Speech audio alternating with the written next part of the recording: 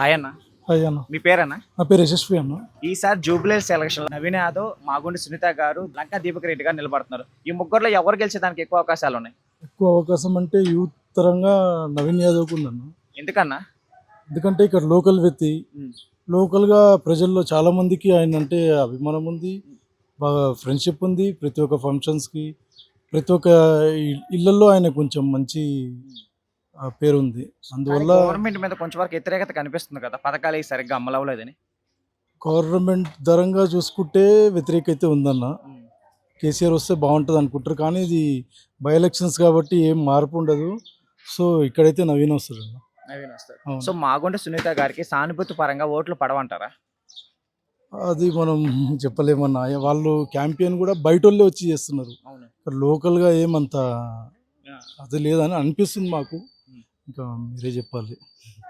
ఓవరాల్గా అయితే ఇక్కడ నవీన్ యాదవ్దే టాక్ అయితే బాగుంది, ఆయననే గెలుస్తారు. నవీన్ యాదవ్ని చాలా మంది రౌడీ షీటర్ అని చెప్పి విమర్శిస్తున్నారు కదా.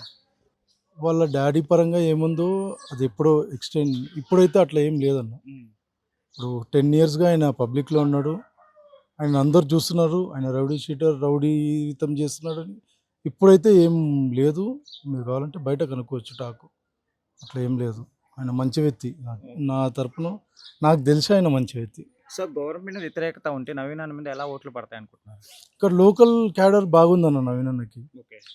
దాన్ని బట్టి ఆయననే గెలుస్తాడు ఇక్కడ. అంటే మీరేమంటారు, పార్టీతో సంబంధం లేదు, వ్యక్తి ఉంటే చాలు అంటున్నారా? పార్టీతో సంబంధం కూడా చూస్తారన్న. పార్టీకి ఓటు పడదంటారా? కాంగ్రెస్ పార్టీకి, రూలింగ్ పార్టీకి కాంగ్రెస్ మీద వ్యతిరేకత కనిపిస్తుంది కదా. అట్లా ఏం లేదన్న. ఇక్కడైతే నా ఒపీనియన్ అయితే నవీన్ అన్న. నవీన్ అనే గెలుస్తారు. సో బీజేపీ తరఫున లంకా దీపక్ రెడ్డి గారు నిలబడుతున్నారు కదా. వాళ్ళు కూడా బాగానే క్యాంపెయినింగ్ చేస్తున్నారన్న. కానీ ఇక్కడ ముస్లిం ఓటర్స్ కూడా ఉన్నారు. మైనారిటీ దాన్ని బట్టి కొంచెం ముందుకెళ్ళాలి. ఎందుకంటే వాళ్ళు కొంచెం ముస్లిమ్స్లోకి వెళ్తలేదు. వాళ్ళు కొంచెం మొత్తం అవి చేస్తున్నారు కాబట్టి కొంచెం. సో మీ ఏరియాలో మేజర్గా ఉన్న ప్రాబ్లమ్స్ ఏంటి? మా 10 yearsగా మా రోడ్స్ అంతా ఇట్లనే ఉన్నాయి. ఓకే. బాగంటి సార్ కూడా వచ్చి చూసారు, వెళ్ళారు, కానీ ఇవంతా అట్లనే ఉన్నాయి. కొంచెం ఏమంటే డెవలప్ చేస్తే బాగుంటుంది. సో నవీన్ అన్న వస్తే ఎన్ని చేస్తారని నమ్మకం మీకుందా? చేస్తాడు అనుకుంటున్నాం. ఎందుకంటే ఆయన కూడా ఇక్కడ పుట్టి తిరిగిన వ్యక్తే కాబట్టి లోకల్ వ్యక్తి. అందు గురించని మేము నవీన్ అన్న అంటున్నాం. ఈ బై ఎలక్షన్కి సీఎం, డిప్యూటీ సీఎం, మంత్రులందరూ వచ్చి ప్రచారం చేస్తున్నారు నవీన్ అన్న తరఫున. ఇంతమంది ప్రచారం చేయడం అవసరం అంటారా? అది కొంచెం అది కొంచెం అదే ఉంది. మేబీ ఎట్టి పరిస్థితుల్లో గెలవాలని వాళ్ళ ప్రయత్నం వాళ్ళు చేస్తున్నారు. అదేలాగా టీఆర్ఎస్లో కూడా చేస్తున్నారు. ఇదేలాగా ప్రతి మినిస్టర్స్, ప్రతి గల్లీలో ఒక టీం ఉంది, ప్రతి ఇంట్లో ఒక్కొక్కళ్ళు ఉన్నారు, ఒక్కొక్క దగ్గర ఒక్కొక్కళ్ళు ఉన్నారు. కాబట్టి అది అంత కాంపిటీషన్గా జరుగుతుంది. అందరూ ఇంత కాంపిటీషన్గా ఎందుకు తీసుకున్నారు అనేది అర్థం కావట్లేదు. ఎందుకంటే ప్రతి జిల్లాల్లో పార్టీలు ఖాళీగా ఉన్నారు. అప్పుడు ఉండే ఎలక్షన్స్ అడవడి ఇప్పుడు లేదు. మొత్తం జూబ్లీస్ మీద ఉంది కాబట్టి టీం మొత్తం ఇక్కడే ఉంది. ఓవరాల్గా ఇప్పుడు పక్క గల్లీలో ఒక టీం, ఒక బిల్డింగ్ మొత్తం టీఆర్ఎస్ వాళ్ళు ఉన్నారు. అట్లా ఒక్కొక్క గల్లీలో ఒక్కొక్క వర్గం, అట్లా టీం, పెద్ద టీం ఉంది. మీరు చూడొచ్చు, తిరుగుతూనే ఉన్నారు. స్టిక్కర్స్, ఈ కార్లో స్టిక్కర్ అతికిచ్చి తీసినాం. వెహికల్స్ డిస్టర్బెన్స్ అన్నీ ఇక్కడ మెయిన్ ఎలక్షన్ లాగానే ఉంది ఇక్కడ హంగామా. కానీ పోలింగ్ ఎంతవరకు అవుతుంది అన్నది చెప్పలేము. ఎందుకంటే ఆ రోజు వర్కింగ్ డే ఉంది. అదొకటి మైనస్ పాయింట్. చాలా మంది జాబ్స్కి వెళ్ళే వాళ్ళు ఉంటారు. మళ్ళీ చూడాలి పోలింగ్ ఎంతవరకు అవుతుంది అన్నది చూడాలి. ఈసారి హ్యాండిక్యాప్స్ కూడా డైరెక్ట్ ఇంటికి వచ్చి ఓటు తీసుకుంటామని కూడా ఒక గవర్నమెంట్ నుంచి అమలు తీసుకొచ్చారు. ఎక్కువ ఫెయిలియర్స్ అవుతుంది అన్న. దాని మీద వస్తలేరు, చాలా మంది దగ్గరికి వస్తలేరు. ఇవంతా చెప్తున్నారు కానీ అంత పర్ఫెక్షన్ లేదు. సో నవీనానికి ఎంత మెజార్టీ వచ్చేదానికి అవకాశాలు ఉన్నాయి? అది నేను చెప్పలేను. గెలుస్తాడు ఓవరాల్గా నేను అనుకునేది. Thank you. హాయ్ అన్న. పేరన్నా? నా పేరు జడ్సన్ అన్న. ఈసారి జూబ్లీహిల్స్ ఎలక్షన్లో ఏ పార్టీ గెలిస్తే మన ఏరియా అభివృద్ధి పనులు జరుగుతాయని మీరు అనుకుంటున్నారు? బీఆర్ఎస్ గెలిస్తే అభివృద్ధి జరుగుతుందని 100% నమ్మకం ఉందన్నమాట. ఎందుకన్నా? ఎందుకంటే గత 2 సంవత్సరాలను చూస్తే వాళ్ళు చెప్పిన హామీలు ఒకరు కూడా అమలు చేయలేదు. ఫ్రీ బస్ అన్నారు. ఆ ఫ్రీ బస్సుకి అయితే లేడీస్ కొట్టుకుంటున్నారు. మగవాళ్ళకైతే స్పేస్ లేదు. ఆ ఫ్రీ బస్ ఇచ్చినట్టు ఇచ్చే మళ్ళీ బస్ ఛార్జీలు పెంచేసారు. అది దానివల్ల ఉపయోగం లేదు. లేడీస్లే అంటారు మేము ఫ్రీ బస్ ఇస్తే ఇంట్లో పిల్లలు పని వదిలిపెట్టుకొని మేము తిరగాల, ఏదో పని చేసేటోళ్ళకి ఫ్రీ బస్ ఇస్తే ఏదైనా ఉపయోగం ఉంటుంది. అందరికి ఫ్రీ బస్ ఇస్తే ఉల్టా గవర్నమెంట్ లాస్లో పోతుంది. మళ్ళీ ఫ్రీ బస్ చేసినందుకు మళ్ళీ ఛార్జీలు పెంచేసి మా మగవాళ్ళకి కానీ ఒక చేతి నుంచి ఒక చేతి తీసుకున్నాం. దానివల్ల ఏమి ఉపయోగం లేదు. ఒకటి తప్ప ఇంకేమీ లేదు వాళ్ళ దగ్గర. సూపర్ 6 అన్న. సూపర్ 6 అది ఒకటే కదా. Super 6 super flop. అది super 6 super flop. Gas cylinder 500 ఇస్తున్నారు, అది లేదు. ఫ్రీ కరెంట్ ఇస్తున్నారు, అది ఇవ్వలేదు. ఇంకోటి ఏదో స్కూటీ ఇస్తున్నారు. కాలేజ్ పోతే పిల్లలు ఆడపిల్లలు స్కూటీ ఇస్తున్నారు, అది ఇవ్వలేదు. ల్యాప్టాప్లు ఇస్తున్నారు, అది ఇవ్వలేదు. తులం బంగారం అయితే అది బంగారం అయితే మాటనే తీయకండి. వాళ్ళ ఉన్నది లక్ష్మీ కళ్యాణ్ ₹1,00,000 ఇస్తారు తులం బంగారం. ఇక అది వేరే మాట. ఇక అది ఉన్నదే ఇస్తలేరు. ఇక అడిషన్ చేసి ఎక్కడికి వెళ్ళి ఇచ్చాడైనా. మళ్ళీ 2,500 మహాలక్ష్మి అది ఇస్తలేడు. వృద్ధులకు 2,000 నుంచి 4,000 ఇస్తున్నారు, అది ఇవ్వలేదు. ఇంకెప్పుడు ఇంకా 2 సంవత్సరాలు ప్రభుత్వం పడిపోతుంది. ఇంకెప్పుడు ఇస్తారు? 2 సంవత్సరాలు మీ ప్రభుత్వం వచ్చి ఇంకెప్పుడు? అది ఇది ఇన్ని ఫాల్స్ ఉన్నాయి దీంట్లో. సో దీంట్లో ఏమాత్రం సందేహం లేదు. టీఆర్ఎస్ మాత్రం పక్కా అన్న. సో మాగుంటి సునీత గారికి సానుభూతి పరంగా ఓట్లు పడతాయి అంటున్నారా, లేదా నార్మల్ గానే పడతాయి? నార్మల్గానే పడతాయి అన్న. సానుభూతి అన్న. ఆల్రెడీ హ్యాట్రిక్ మా ఎమ్మెల్యే సార్. సానుభూతి ఎందుకు పడితే? ఆల్రెడీ వీళ్ళు ఏం పని చేస్తలేదు. సానుభూతి ఎందుకు? ఏదైనా చూసి ప్రజలంతా పిచ్చోళ్ళేం కాదన్న. ప్రజలకు అంత ఎవరు ఏంటి, ఏ పార్టీ ఏం చేస్తుంది, గతంలో 10 సంవత్సరాల కింద ఏం జరిగింది, ఇప్పుడు ఏం జరుగుతుంది అంతా గమనిస్తారు. ప్రజలు అంతా ఏం పిచ్చోళ్ళు కాదు. సానుభూతి లేదు, ఏం లేదు. మా బీఆర్ఎస్ వస్తే కంపల్సరీ న్యాయంగా చేస్తారు. ప్రతి కుల మతం అతీతంగా చేస్తారు. గంగా యమురాజు తెహజీబ్ వీళ్ళు ముగ్గురిని కలుపుకొని తీసుకుపోతారని తెలుసు. సానుభూతికి ఏం లేదు. అందరూ చూస్తారు. ఇక సో కాంగ్రెస్ తరఫున నవీన్ యాదవ్ గారు నిలబడుతున్నారు కదా, ఎలా ఉండబోతున్నాను అంటే ఎలా ఉంటే ఎట్లా గెలిచి తిరుగు అడుగుతున్నారా? స్థానికుడు లాస్ట్ 2 సార్లు ఇక్కడ పోటీ చేసి ఓడిపోయారు కదా, సో ఈసారి గెలుస్తానికి ముందు అదే పెద్ద ఫాల్ట్ నవీన్ యాదవ్ గారికి అంటే కాంగ్రెస్ పార్టీ టికెట్ దొరకడం. ఫస్ట్ కాంగ్రెస్ పార్టీ మా పార్టీ అమలు కూడా చేయలేదు కాబట్టి అది ఆయన పెద్ద దెబ్బ. గతంగా 3 ఆయన పోటీ చేసి ఇండిపెండెంట్ నించినప్పుడు మంచి ఓట్లు పడ్డాయి. ఇండిపెండెంట్ నించినప్పుడు మంచి ఓట్లు పడ్డాయి ఆయనకి. కానీ ఈసారి అవి కూడా పడ్డాయి ఆయనకి. ఎందుకంటే ఆయన మంచోడేమో కానీ పార్టీ పరంగా అయితే ఆయనకు టికెట్ దొరకడం వల్ల పార్టీ మైనస్ ఆయన వల్ల పార్టీ మైనస్ అయిపోయింది ఆయనకి పాపం. అది సో ఈసారి మీరు ఎలక్షన్లో వ్యక్తిని చూసి ఓటేస్తున్నారా, పార్టీని చూసి ఓటేస్తారా? మేము పార్టీని చూసేస్తున్నాం మనం, బీఆర్ఎస్ పార్టీ. ఎందుకన్నా? ఏదైనా చెప్పిన మాట కట్టుబడి ఉంటుంది. అది ఎవరికి ఏం హాని చేయదు. హిందూ కానీ ముసల్మాన్ కానీ క్రిస్టియన్ కానీ ఏ మత కలహాలు ఎక్కడ ఉండవు. అందరినీ సమానంగా ఏదో సరే సమానంగా తీసుకుని పోతారు. క్రిస్మస్ వచ్చినప్పుడు క్రిస్మస్ బట్టలు, ముస్లిమ్స్ వచ్చినప్పుడు రంజాన్ తోఫా, బతుకమ్మ వచ్చి బతుకమ్మ చీరలు అన్ని అందరికీ సమానంగా చూసుకుంటూ పోయింది మా కేసీఆర్ సార్. సో మనం కేసీఆర్ సార్ ముఖం చూసి చేస్తున్నాం. సో మన కేసీఆర్ మాట్లాడుతూ రౌడీ షీటర్ని ఓడించాలి అన్నారు. ఎవరిని ఉద్దేశించి అనొచ్చు? ఇక అది వాళ్ళ వ్యక్తిగతం. ఇప్పుడు చెప్తారు కదా, ఇప్పుడు ఆయనని చెప్తారు. ఇక వాళ్ళ డాడీ ఇట్లా ఇప్పుడు బ్యాండ్ ఓవర్ చేశారు కాబట్టి ఇప్పుడు వాళ్ళని ఇండైరెక్ట్గా అంటారు. ఇక ఇంకా అది. సో ఈ ఎలక్షన్లో చాలామంది ఓటర్లకి డబ్బులు మందు ఇచ్చే చేస్తున్నారు. సో అలా చేస్తే అభివృద్ధి పనులు జరగవు కదా. అలాని అంటే ఏ పార్టీ ఇస్తుందా? ఏ పార్టీ అయినా కానీ మోస్ట్లీ అదే చేస్తున్నారు కదా. అట్లా లేదన్నా, అట్లా మనం అనుకోవడం తప్ప అట్లా అన్ని రూమర్స్ అవి ఏదైనా ఉంటే రియాలిటీగా మాట్లాడుకోవాలి. అందరు అభిమానంతో వేసేది అది అదే చెప్తున్నాను. ప్రజలేం పిచ్చోళ్ళు కాదు. ఇట్లా మంది ఇస్తేనే వేస్తా, డబ్బు ఇస్తేనే వేస్తేనే కదా. మీరు ఇచ్చినా ఎక్కువైనా వాళ్ళ మనసులో ఏ పార్టీ ఉంది వాళ్ళకే ఇస్తారు. అది. సో బీజేపీ తరఫున లంకల దీపక్ రెడ్డి గారు నిలబడుతున్నారు. బీజేపీకి డిపాజిట్లు రావాలా? మీకు వారున్నది కాంగ్రెస్, బీఆర్ఎస్. బీజేపీ అసలు మాటనే ఎత్తుతుంది. డిపాజిట్లు కూడా రావు ఇక్కడ బీజేపీకి జూబ్లీస్ కాన్స్టిట్యూషన్లో. సో మన బీజేపీకి నాయకులు మాట్లాడుతూ ఒక ఫ్యామిలీ 10 సంవత్సరాలు, ఇంకో ఫ్యామిలీ 2 సంవత్సరాలు చేసి రాష్ట్రాన్ని దోసుకున్నారు అన్నాడు. మన సెంట్రల్ వాళ్ళు దోచుకుంటారు. ఇప్పుడు 3వ టర్మ్ కూడా రాలేదే కదా, వాళ్ళు కూడా దోచుకుంటారు కదా. అవన్నీ దొంగ మాటలు. అవన్నీ ఎవరు వాళ్ళకు ఉంటుంది ఇక్కడ. అసలు నాకు తెలిసి అది బీజేపీ గురించి మాట్లాడదు ఇక్కడ జూబ్లీస్ ఎలక్షన్లో. ఎందుకంటే war between TRS and Congress. అంతే, టగ్ ఆఫ్ వార్. వీళ్ళిద్దరికే టగ్ ఆఫ్ వార్ ఉన్నది. బీజేపీకి అసలు సంబంధమే లేదు దానికి. డిపాజిట్లు కూడా రావని నా ఉద్దేశం. సో ఈ బై ఎలక్షన్స్కి అన్ని పార్టీల నుంచి పెద్ద నాయకులు వచ్చి ప్రచారం చేస్తున్నారు. బై ఎలక్షన్కి ఎంతమంది చేయడం అవసరం అంటారా? అవసరం అనేది. ఎందుకంటే సపోర్ట్ చేసుకోవాలి కదా. ఇప్పుడే తెలుస్తుంది ఎవరు ఎంత సపోర్ట్ చేస్తారు, ఎవరు పార్టీకి విధేయత అని ఇప్పుడే తెలుస్తుంది కదా. ఎందుకంటే బై ఎలక్షన్ కాబట్టి టఫ్ నడుస్తుంది. అందుకని అందరు వచ్చి ఇక్కడ ప్రచారం చేస్తున్నారు. సో మాగుంటి సునీత గారికి ఎంత మెజారిటీ వచ్చేదానికి అవకాశాలు?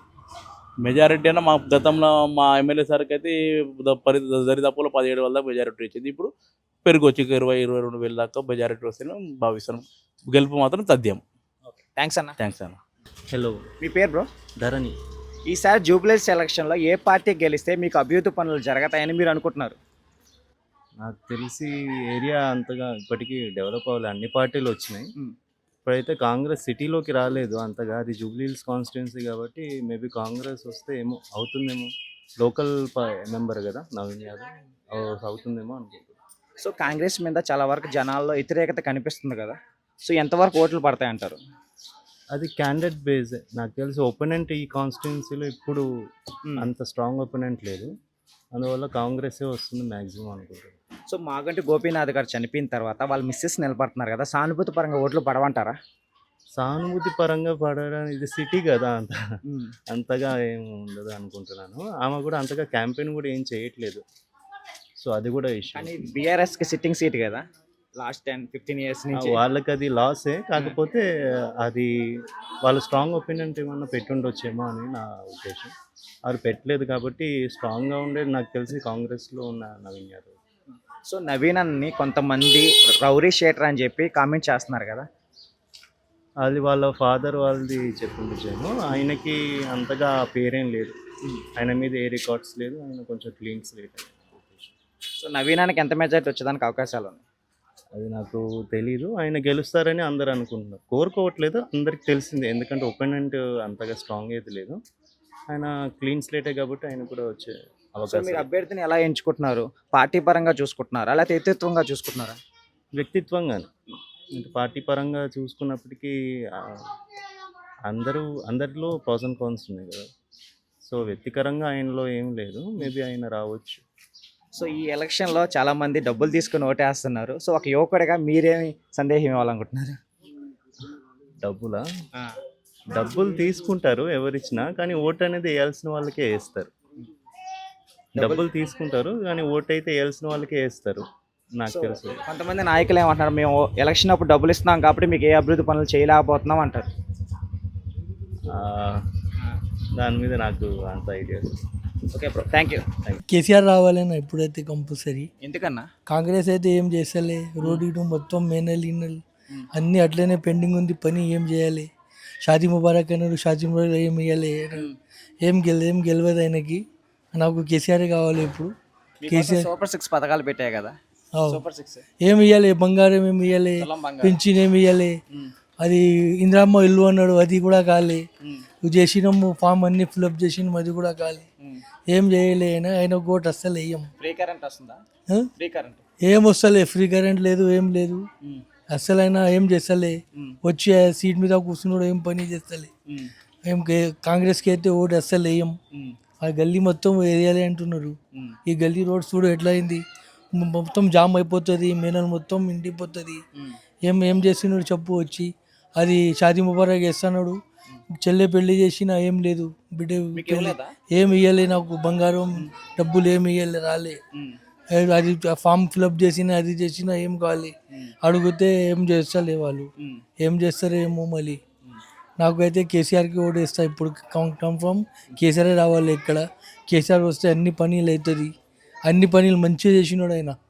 ఇందిరమ్మ ఇల్లు అంటే ఇల్లు ఇచ్చినాడు, ఇప్పుడు ఆయన గెలిచినాడు, ఆయన వచ్చినాడు. ఈయన వస్తే ఇప్పుడు ఏం లేదు, ఇప్పుడు కేసీఆర్ అయినా వస్తేనే కేసీఆర్ అయినా చేస్తాడు. కేసీఆర్ వస్తే అంత ఖచ్చితంగా చేస్తారని మీరు ఎలా చెప్పగలుగుతున్నారు?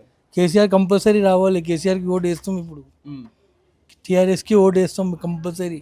ఈ గల్లీ మొత్తం కేసీఆర్కి ఓటు వేస్తారు, ఆయనకి గెలిచేస్తాం ఇప్పుడు. ఆయన అయితే ఏం చేస్తారు, అన్ని నీట్గా అవుతుంది. ఆయన వస్తే కంపల్సరీ అవుతుంది. ఆయన వస్తే ఎక్స్ఎమ్మెల్యే బీఆర్ఎస్ సంబంధించిన ఆయనే కదా మాగొట్టు గోపీనాథ్ గారు, అప్పుడు చేయలేదు ఇవన్నీ. ఏం చేయలే, ఎవరు చేయలే, ఏం చేయలే. అది కూడా ఫస్ట్ చేసినాడు అన్న, కేసీఆర్ అన్న ఇచ్చినాడు, అన్ని బెడ్రూమ్ అన్ని ఇచ్చినాడు. ఇచ్చిన వాళ్ళకి ఫామ్ వస్తే ఇచ్చినాడు. ఈయన అయితే ఏమి ఇవ్వలేదు. ఇప్పుడు రేవంత్ రెడ్డి ఏమంటున్నారంటే లాస్ట్ 10 yearsలో రాష్ట్రం మొత్తాన్ని దోసుకున్నారు బీఆర్ఎస్ వాళ్ళు, అందుకని మేము ఏం చేయలేకపోతున్నాం అంటున్నారు. చేసినాడు, మంచి చేసినాడు కేసీఆర్, బాగా చేసిన బీఆర్ఎస్ బాగా చేసినాడు. ఏం రాష్ట్రాన్ని అప్పుల్లో పెట్టేశారు అంటున్నారు. మంచి చేసినాడు ఆయన. ఈయన వచ్చేప్పుడు ఏం లేదు, పెట్రోల్ రేట్ పెరిగింది, అన్ని రేట్లు పెరిగినాయి. వచ్చేప్పుడు కరెంట్ ఫ్రీ లేదు, ఏం లేదు. కరెంట్ ఫ్రీ అన్నాడు, కరెంట్ కూడా లేదు. అది పింఛన్ ఇస్తాను లేడీస్కి, ఆ కూడా చేయలే. ఏం చేసినాడు, ఫ్రీ బస్ ఒకటి పెడితే అయిపోతుంది. అయినా ఫ్రీ బస్ చెప్తున్నాడు. మగోడికి మెంతిపట్నంకి 30 రూపాయలు తీసుకున్నాడు, ఫస్ట్ 15 రూపాయలు ఉంది. మెంతిపట్నంకి 30 రూపాయలు చేసినాడు. ఇప్పుడు ఏం ఫ్రీ చేసినాడు, ఆయన ఫ్రీ చేసిండు, మా దగ్గర డబ్బులు తీసుకుంటున్నాడు. బస్ ఏం ఫ్రీ చేసి ఏం చేసినాడు? ఏం చేయాలి? ఆడు అందరికీ ఏం చేయలే, ఆయన అస్సలు ఏం చేయలే. రోడ్డు చూడు ఎట్లా ఉంది, చూస్తున్నావు కదా రోడ్డు. ఏం చేయలే, వచ్చి ఏం చేసినా చెప్పు. కేసీఆర్ అన్న ఉంటే కేసీఆర్ అన్న కూడా మంచి చేసినాడు.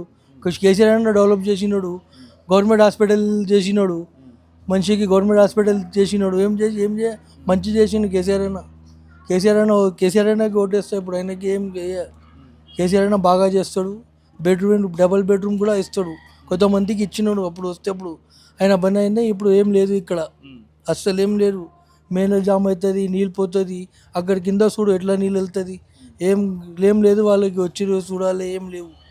కొంతమంది ఏమంటున్నారంటే మాగుంటే సునీత గారికి రాజకీయ పరంగా ఎలాంటి అనుభవం లేదు కదా, ఎలా ఓటు వేయాలంటున్నారు. ఎలా వేస్తే ఆయన పని చేస్తే ఎవరు ఓటేస్తారైనా? ఏమైనా జరిగితే ఓటేషన్కి వస్తుంది కదా. ఇక్కడ ఏం జరగాలి, ఎట్లా అన్నీ ఎట్లనే ఉంది. ఎట్లా ఓటేస్తాం చెప్పు?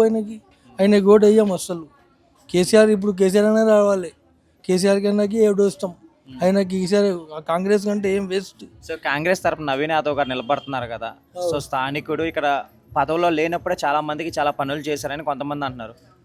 చేయలేనా? ఏం చేయలే అస్సలు, ఏం లేదు, ఏం జరగాలి, ఏం చేయలే ఆయన అస్సలు, ఏం చేయలే. ఇప్పుడు అన్న కేసీఆర్ అన్న వస్తేనే మాకు అన్నీ డెవలప్ అవుతుంది ఇక్కడ. కేసీఆర్ అన్న రావాలి, కేసీఆర్ అన్నకి ఓటు వేయాలి అంతే. థ్యాంక్స్ అన్న. ఓకే.